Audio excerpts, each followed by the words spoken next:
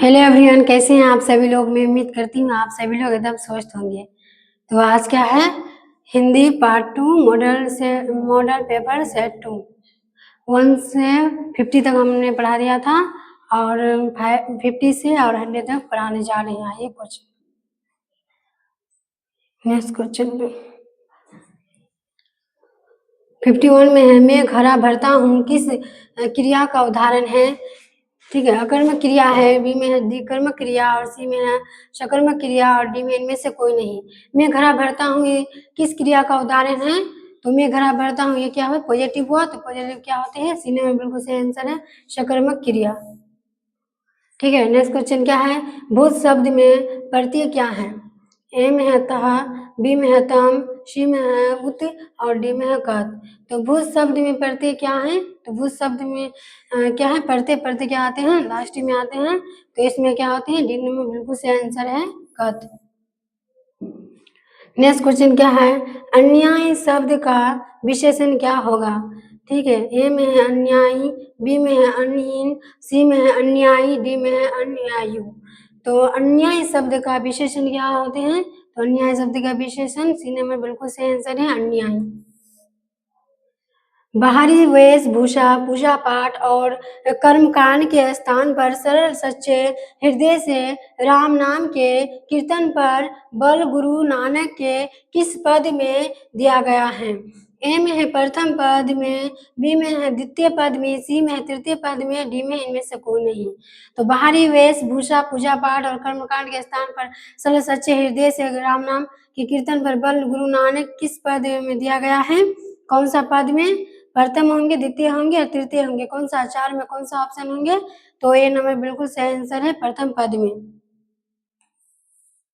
आइए next question पे।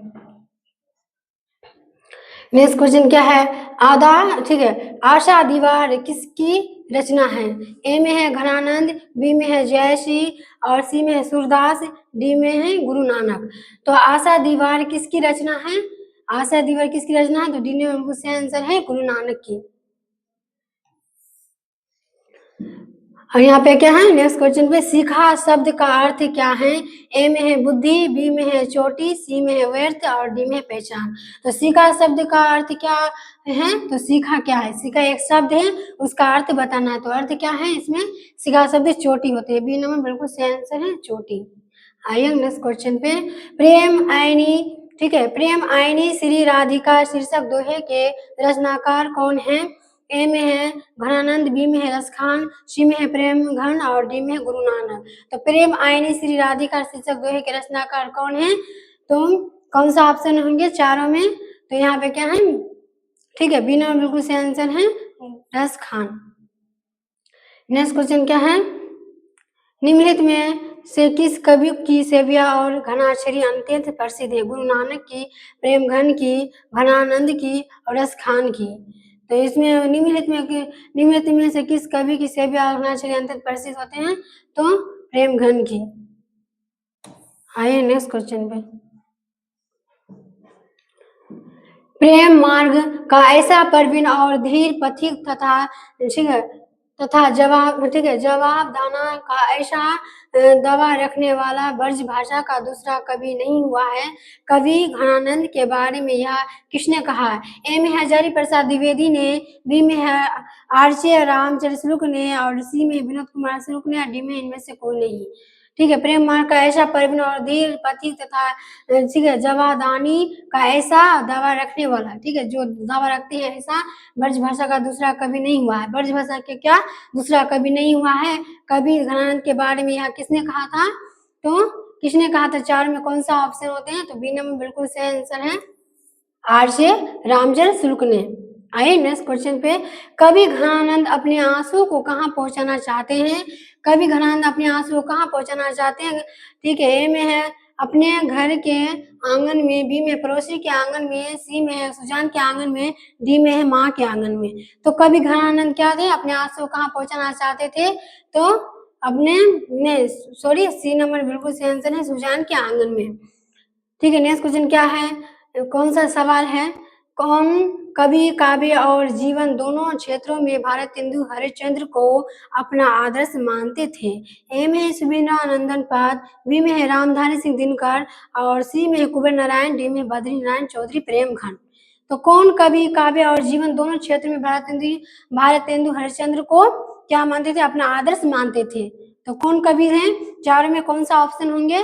तो बद्री नारायण चौधरी प्रेमखंड। क्या करते थे बद्री नारायण चौधरी? भारतेंदु हरिश्चंद्र को अपना आदर्श मानते थे। आइए नेक्स्ट क्वेश्चन में।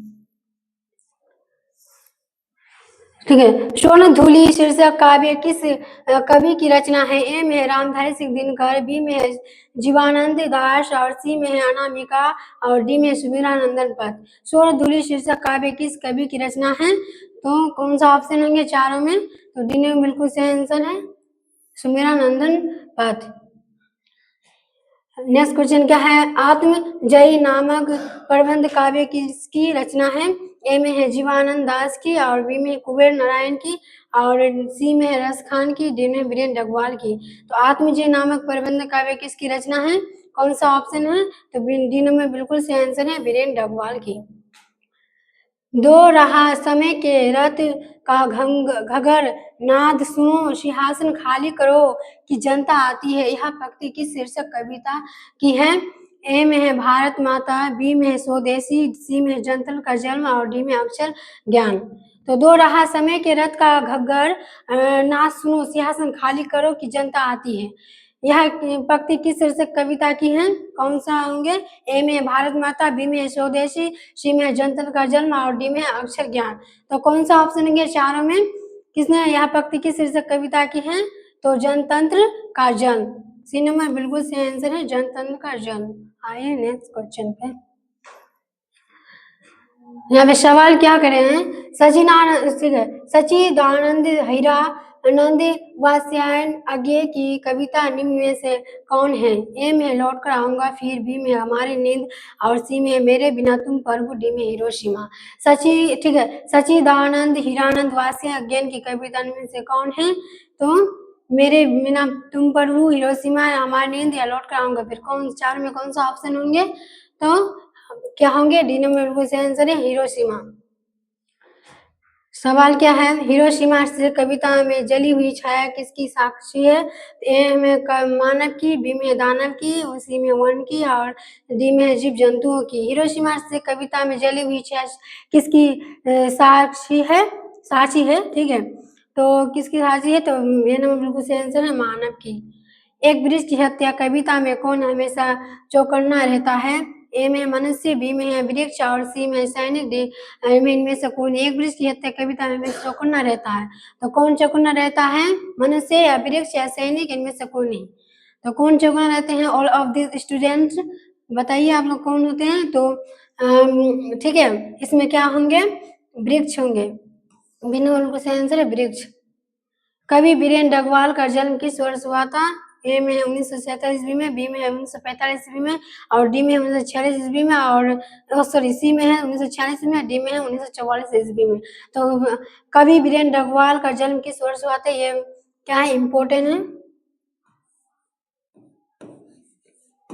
ये इस बार पूछा जाएगा, शायद एग्जाम में ही आएगा कि कवि वीरेंद्र डगवाल का जन्म किस वर्ष था। अक्सर क्या पूछते हैं? जन्म और मृत्यु के बारे में अधिकतर पूछते हैं, ठीक है, एग्जाम में। तो कवि वीरेंद्र डगवाल का जन्म किस वर्ष हुआ था? तो 1947 ईस्वी में बिल्कुल सही आंसर है 1947 ईस्वी में हुआ था। आइए नेक्स्ट क्वेश्चन पे। हमारी नींद शीर्षक कविता में किन से बीज की फूली हुई छत को भीतर से धकेलना शुरू किया? ए में पौधा, बी में डाली, सी में अंकुर, डी में फूल। हमारी नींद शीर्षक कविता में किसने बीज की फूली हुई छत को भीतर से धकेलना शुरू किया? कौन सा ऑप्शन होंगे? पौधा होंगे, डाली होंगे, अंकुर होंगे या फूल होंगे? तो क्या करते हैं? बीज की फूली हुई छत को भीतर से धकेलना शुरू करते हैं। तो बीज की जो फूली हुई ये है छत है, उसको क्या करते हैं? भीतर से धकेलना शुरू करते हैं। तो क्या होंगे इसमें? अंकुर होंगे। सी में बिल्कुल सही आंसर है अंकुर होंगे बीज की फूली हुई आइए नेक्स्ट क्वेश्चन पे, किस काव्य संग्रह पर वीरेंद्र डगवाल को साहित्य अकादमी पुरस्कार प्राप्त हुआ? ए में है इसी दुनिया में, बी में है कवि ने कहा, सी में है शाही ताल, डी में है दुष्चक्र में सृष्टा। तो किस काव्य संग्रह पर वीरेंद्र डगवाल को साहित्य अकादमी पुरस्कार प्राप्त हुआ था? कौन सा ऑप्शन होंगे चारों में? तो दुष्चक्र में सृष्टा, डी में बिल्कुल सही आंसर, दुष्चक्र में सृष्टा, ठीक है, पुरस्कार प्राप्त हुआ था। आइए नेक्स्ट सवाल पे, स्त्री तत्व का मानचित्र नामक आलोचना किसकी रचना है?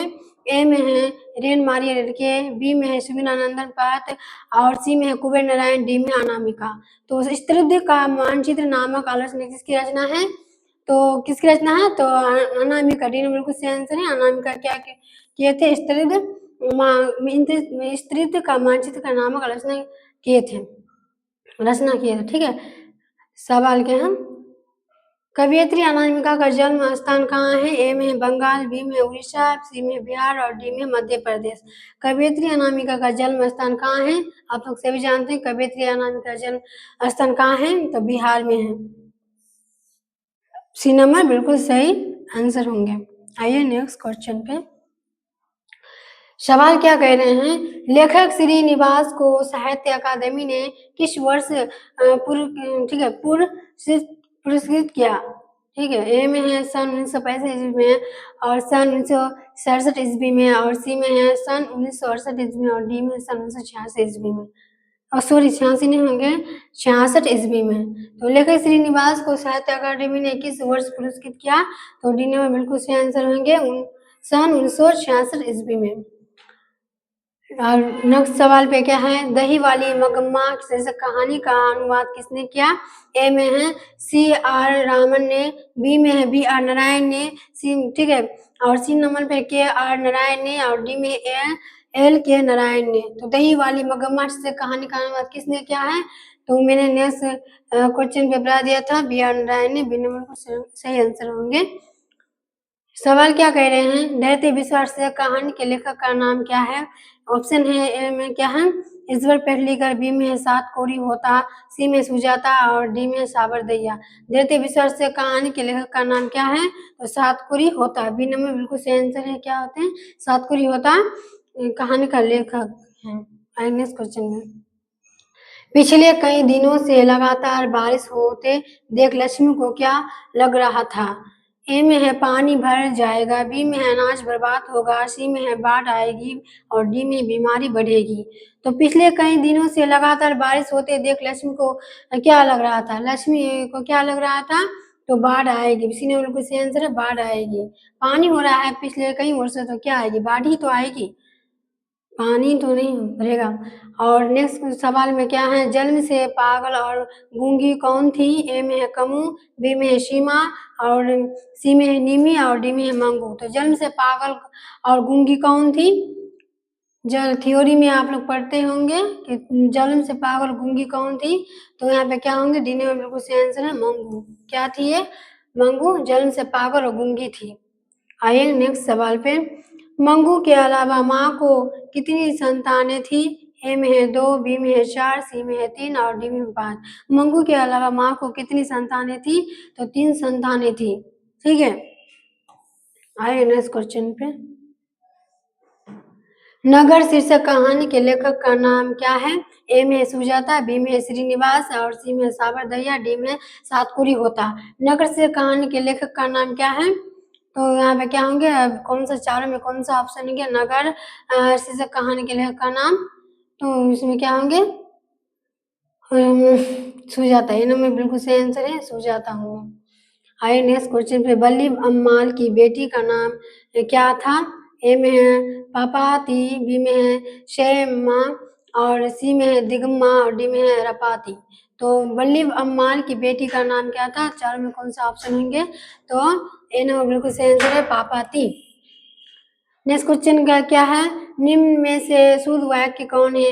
ए में है खबर सुनकर मैं विस्मय हो गया, बी में है तुम्हें मेरी प्रतीक्षा देखनी चाहिए थी, सी में यहाँ आप अपने हस्ताक्षर कर दीजिए और डी में इन चिट्ठी में जो भी कहा है झूठ है।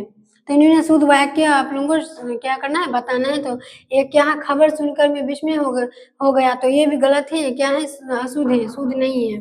तुम्हें मेरी प्रतीक्षा देखनी चाहिए थी, तो ये भी क्या है, अशुद्ध है, शुद्ध नहीं है। यहाँ आप अपने हस्ताक्षर कर दिए, क्या है, यहाँ आप अपने दो वर्ड लग गया यहाँ पे, आप और अपने, तो ये क्या है, ये भी अशुद्ध है।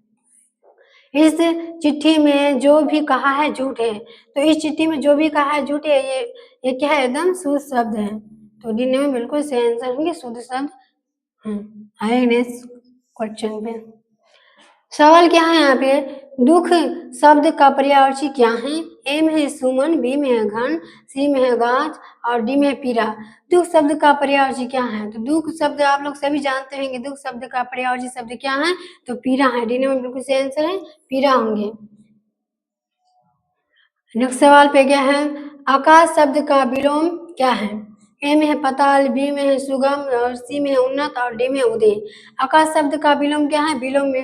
विलोम शब्द को क्या कहते हैं? उल्टा, यानी विलोम क्या होते हैं? उल्टा होते हैं। तो आकाश शब्द का उल्टा बोलते हैं या विलोम, दोनों बोल सकते हैं। ठीक है, ए में है पाताल, बी में है सुगम और सी में है उन्नत और डी में है उदय। तो आकाश शब्द का विलोम क्या होंगे? तो पाताल होंगे। ये में बिल्कुल सही आंसर है, पाताल। सवाल क्या करें यहाँ पे, ठीक है, जिसके अब माता पिता ना हो के लिए एक शब्द क्या है? ए में है अनियमित, बी में अनाथ और सी में अनुज और डी में अनुपम। जिसके माता पिता ना हो के लिए एक शब्द क्या है? तो जिसके माता पिता ना हो इस दुनिया में, तो क्या अनाथ ही तो कहलाएंगे। तो अनाथ क्या है? बिना बिल्कुल सही आंसर है, अनाथ है। नेक्स्ट क्वेश्चन क्या है, दूध का दूध, पानी का पानी, लोकगीत का क्या अर्थ है? ए में है दोनों और संकट, बी में है बेमेल व्यवस्था और सी में है सही न्याय करना और डी में है मनमानी करना। तो कौन सा ऑप्शन होंगे? ये क्या है? एक लोकगीत है, दूध का दूध, पानी का पानी, ये क्या है? लोकगीत है। इसका क्या अर्थ बताना है? तो सी में बिल्कुल सही आंसर है, सही न्याय करना। आइए नेक्स्ट क्वेश्चन पे। सवाल यहाँ पे क्या कर रहे हैं, सेना नायक शब्द कौन समास है? ए में है द्वंद्व समास, बी में है द्विगु समास और सी में अभिभाव समास और डी में है तत्पुरुष समास। सेना नायक शब्द कौन समास है? तो सेना नायक क्या करते हैं? सेना नायक क्या है? तो एक तत्पुरुष समास है, सेना के लिए नायक, तत्पुरुष समास। और नेक्स्ट क्वेश्चन में क्या है, आंखें खुलना मुहावरे का अर्थ क्या है? ए में सहजग होना, बी में अपनी बड़ाई आप करना, सी में बुरा लगना और डी में घमंड होना। तो आंखें खुलना मुहावरे का क्या अर्थ है? एक मुहावरा है, इसको बताना है कौन सा ऑप्शन होंगे। तो आंखें खुलना क्या करते हैं? ये सहजग होना, आंखें खुलना का मुहावरे का अर्थ क्या है? सहज होना। ए नंबर बिल्कुल सही आंसर होंगे। सवाल क्या है दूसरा में, वह कल घर जाएगा किस काल का उदाहरण है? ए में भविष्य काल, बी में भूतकाल, सी में वर्तमान काल, डी में है इनमें से कोई नहीं। वह कल घर जाएगा इस किस काल का है? तो वह कल घर जाएगा, कल घर जाएगा इसके फ्यूचर होंगे, फ्यूचर क्या होंगे? फ्यूचर टेंस होंगे। तो वर्तमान ए नंबर बिल्कुल सही आंसर है, भविष्य काल होंगे। ठीक है, भविष्य काल क्या होते हैं? वह कल जाएगा। ठीक है, आइए नेक्स्ट क्वेश्चन पे। पगड़ी शब्द है, ए में तत्सम, बी में है दहेज, सी में है तद्भव और डी में है विदहेज। तो पगड़ी शब्द है, पगड़ी क्या है? तत्सम है या दहेज है या तद्भव है या विदेश है। तो पगड़ी कौन सा शब्द है? तो बी नंबर बिल्कुल सही आंसर होंगे, दहेज। आइए नेक्स्ट क्वेश्चन पे। सवाल क्या करे हैं, पर्वत शब्द का विशेषण क्या होगा? ए में है पर्वतु, बी में है पर्वती, सी में है पर्वतीय, डी में है पर्वतुल। तो पर्वत शब्द का विशेषण क्या होंगे? कौन सा ऑप्शन होंगे चारों में? तो इसमें सी में बिल्कुल सही आंसर है, पर्वतीय। पर्वत ये विशेषण है, बताना है इसको। नेक्स्ट क्वेश्चन पे, पुत्रवान शब्द का स्त्रीलिंग रूप क्या है? ए में है पुत्रवाणी, बी में है पुत्रवाइन और सी में पुत्रानी और डी में है पुत्रवती। तो पुत्रानी शब्द का स्त्रीलिंग क्या है? तो पुत्रवती है, चारों में डी बिल्कुल सही आंसर होंगे, पुत्रवती। उल्लास शब्द का संधि विच्छेद क्या है? उल्लास शब्द का संधि विच्छेद तो ए में है उल प्लस लास और बी में है उल्लाह प्लस सा और सी में है ठीक है उत्तम प्लस लास और डी में है उल प्लस आस।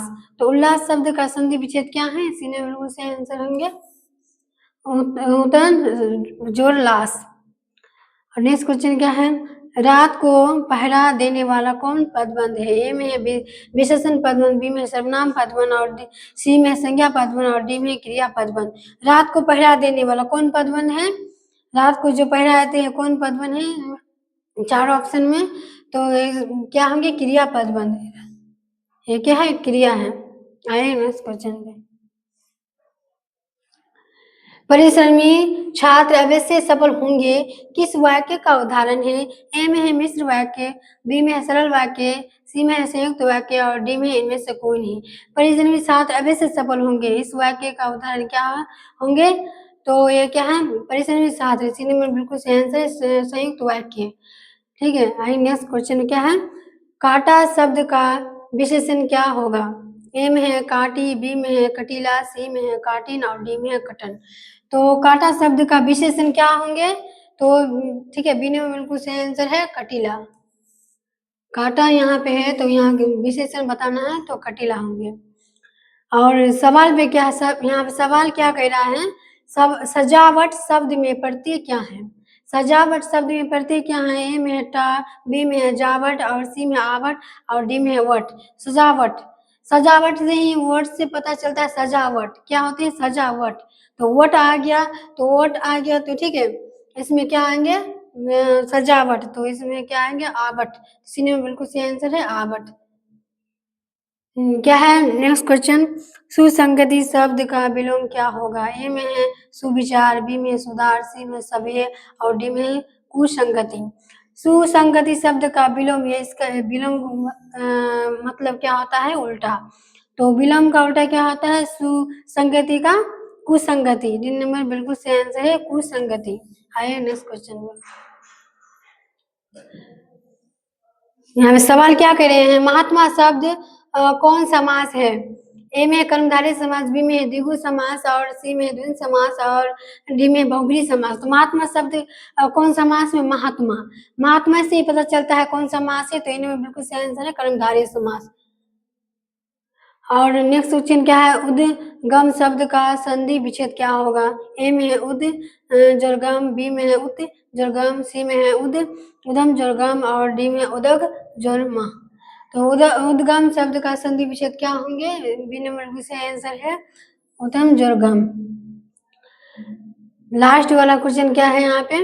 भो का उच्चारण स्थान क्या है? ए में कंठ, बी में तालु, सी में ओष्ठ और डी में मुद्रा। भो का उच्चारण स्थान क्या है?